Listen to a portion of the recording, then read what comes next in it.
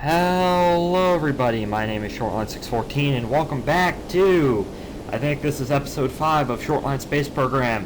In this episode we are going to be launching our very mediocre relay communications network. Inside that payload fairing are two RTG powered relay satellites which we are going to take up to Columbia Station, because waiting for us at Columbia Station are two Chesapeake upper stages tugs that will be used to take these probes out to their final destination.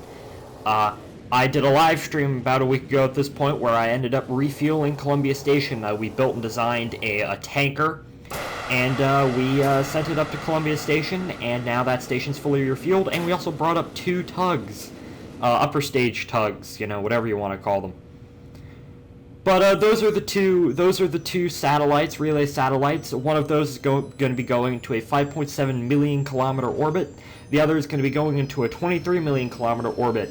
One between Kerbal and the Mun, and the other between the Mun and Minmus. Now, of course, I know this isn't the best way to set up a communications network. However, it works for what we're going to be doing. And of course we can always add on to it if necessary later on. It's not that big of a deal.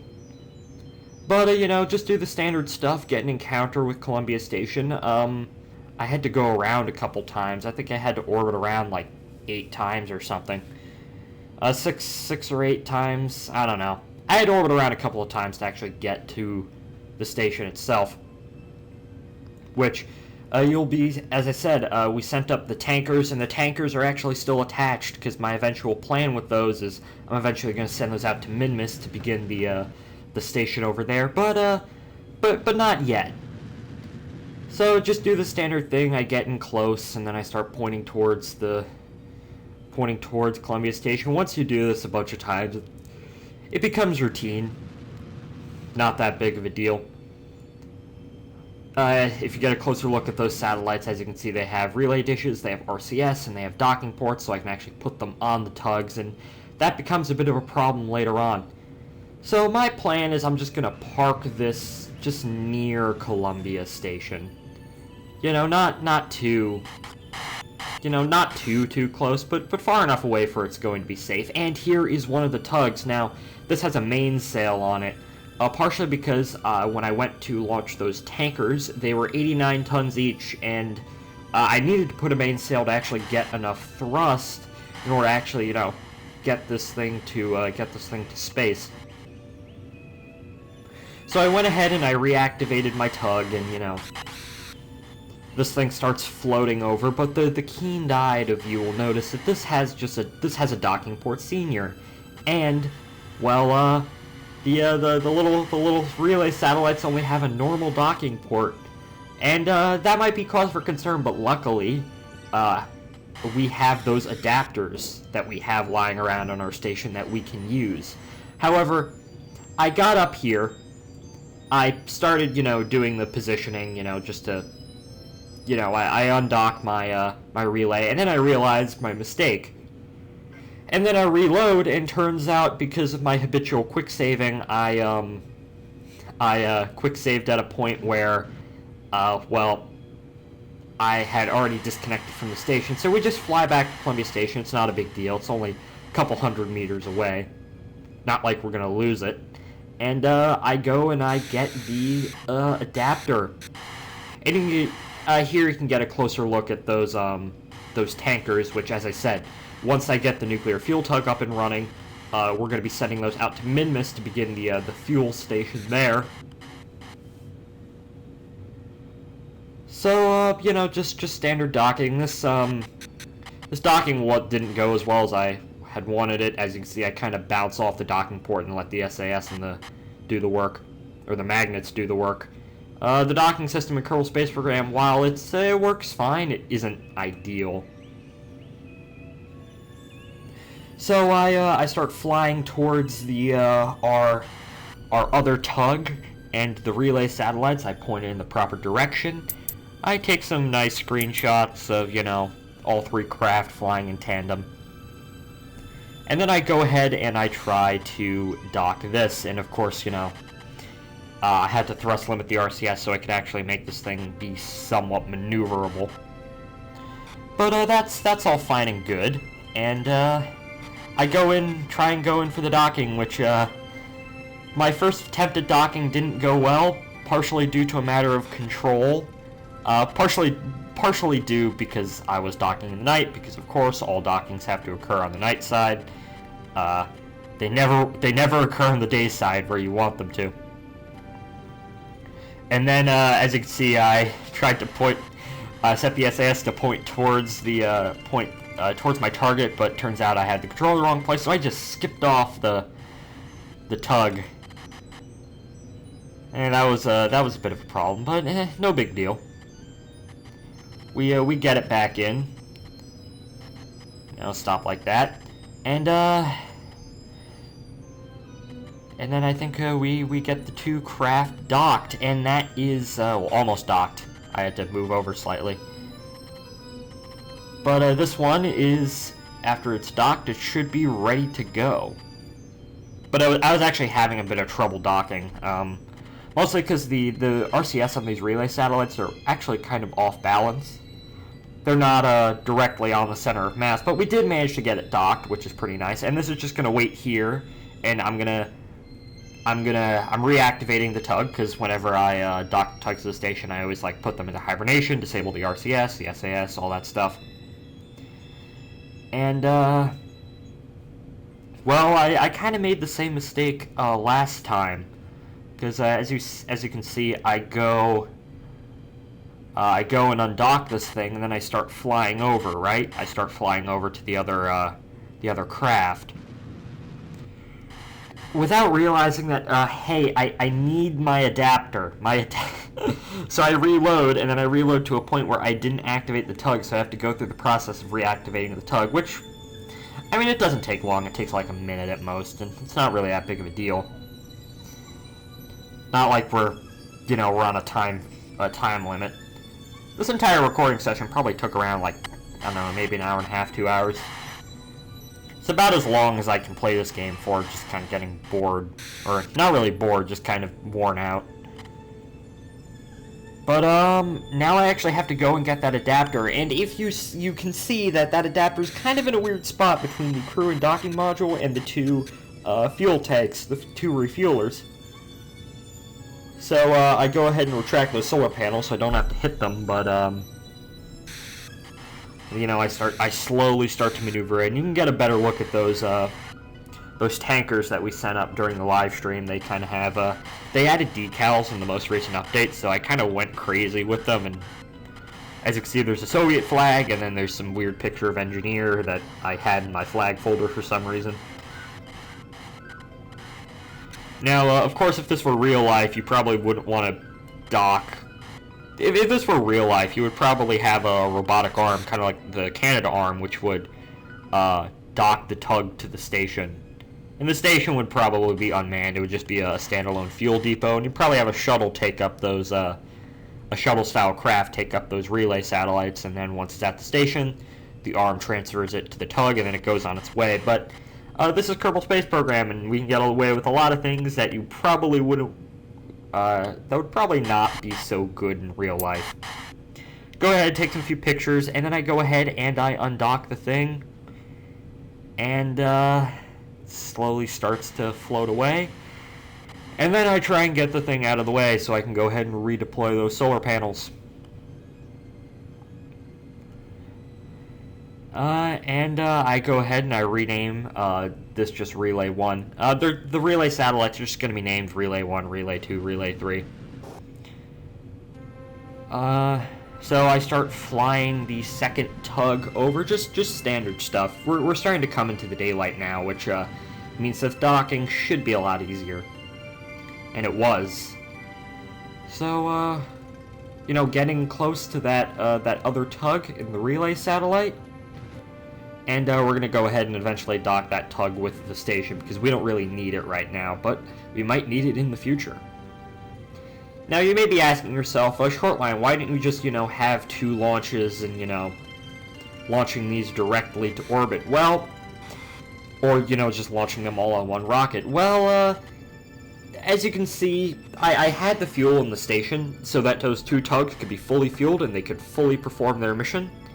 And I wouldn't have to worry about running out of fuel, which kind of turned out not to be true, if you'll see later. I actually did kind of worry about running out of fuel, but only after these two were deployed, if you know what I'm getting at. But it is nice to have a fully fueled station in Kerbal orbit where you can, launch these things. But you get that tug docked, and we're just going to leave it right there for now, because we have this other... the upper stage, the tug that took this here, and that has a fair amount of fuel left in it, so we're not going to let that go to waste. We're just going to, come back to Columbia Station. Now, of course, previous tugs, I deorbited them because I used them to refuel Columbia Station, but since I sent up those two refuelers, I can actually use some of these. Now, those two tugs which I'm using with the mainsails, while they're not ideal, because they have the mainsails, and the mainsails ISP in space is kind of meh, they do end up doing the job, so... And this has just a normal docking port, so I just aim for one of those adapter points, and I just start flying in towards the station.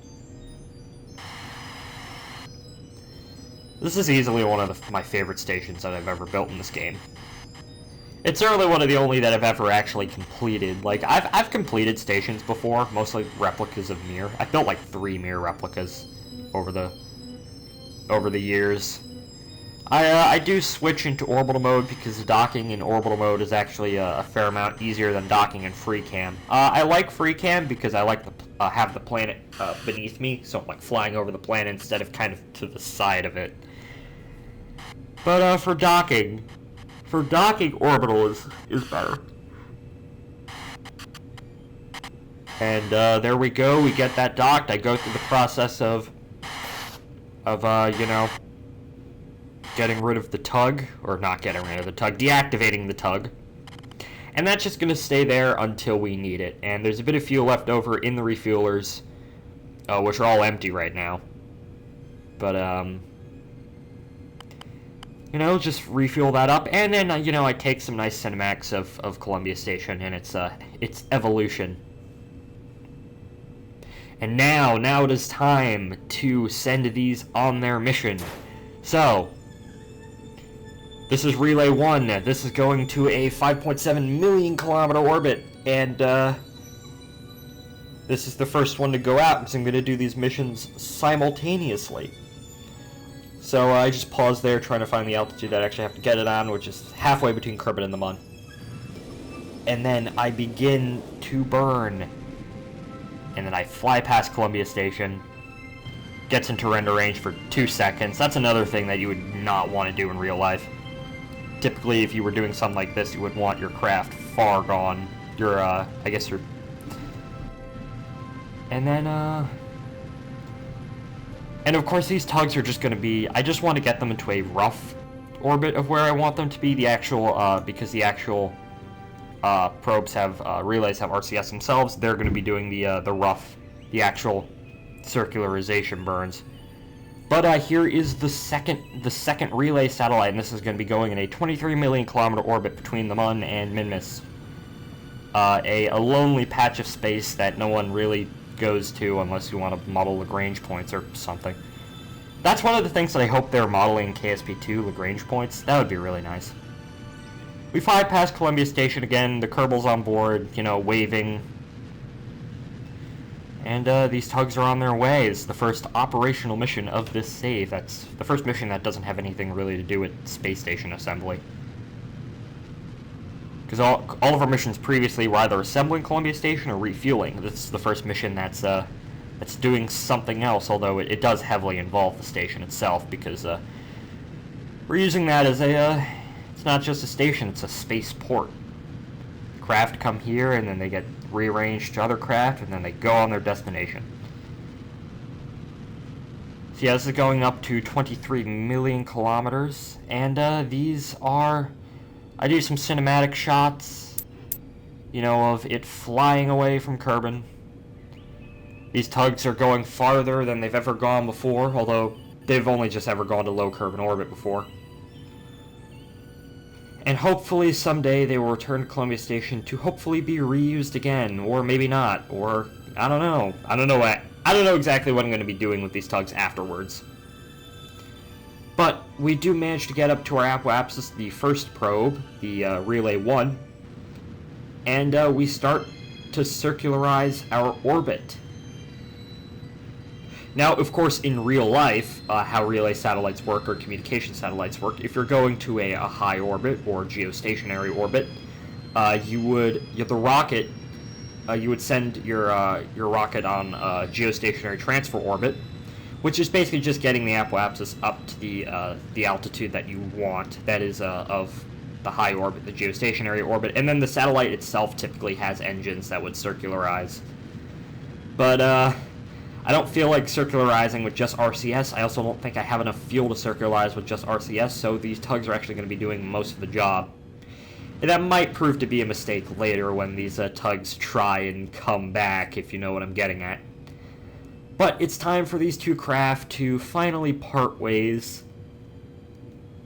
But for a brief moment, these two craft have been united in their mission, and now they'll be departing. And the other probe is like, just get away from me. And then I set this on, do a small burn just to kind of get these two craft away from each other, so they don't, hit each other or something.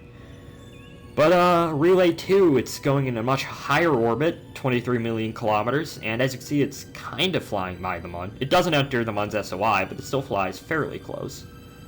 Closest you can get without entering the sphere of influence of the Mun.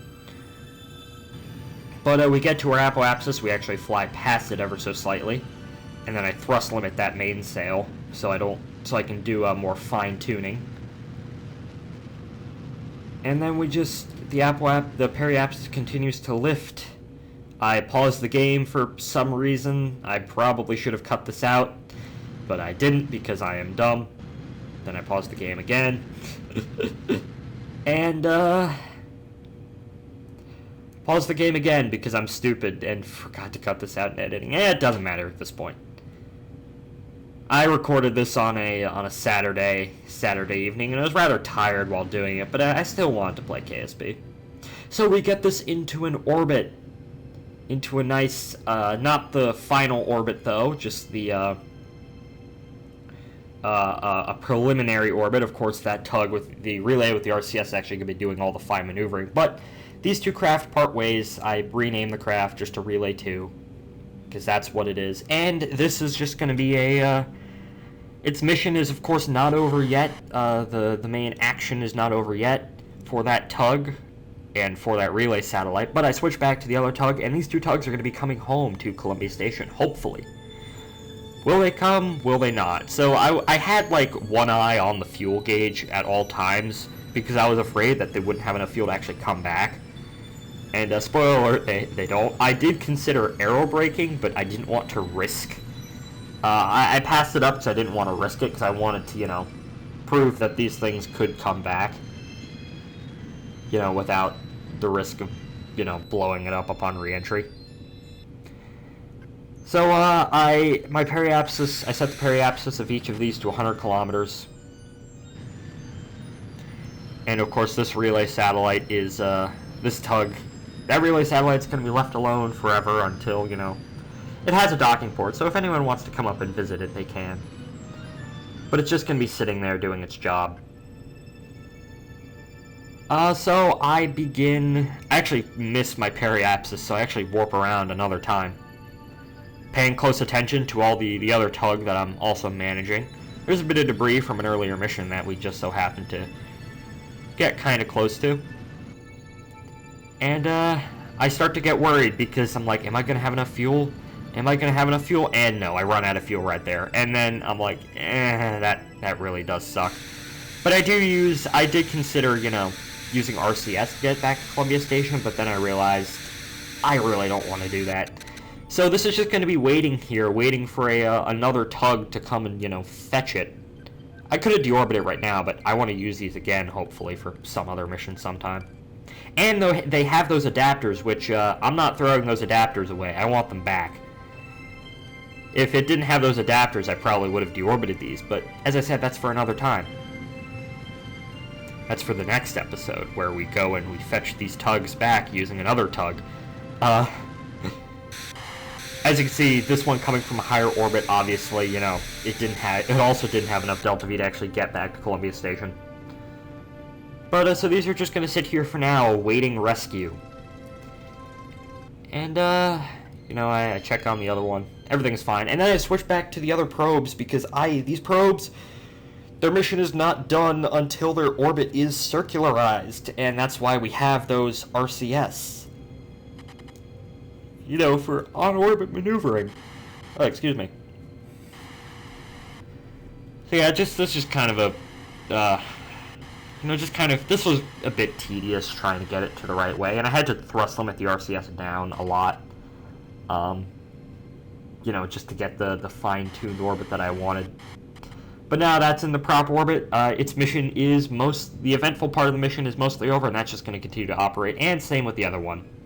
We're going to do the same with the other one. But, anyways, that's it for really episode 5 of Shortline Space Program, where we started our relay network, where of course we're going to be adding on to this as time goes on, but this is adequate for now. But thank you all for watching. If you're on YouTube, please like, subscribe, and comment. If you're on BitChute, do the same as well.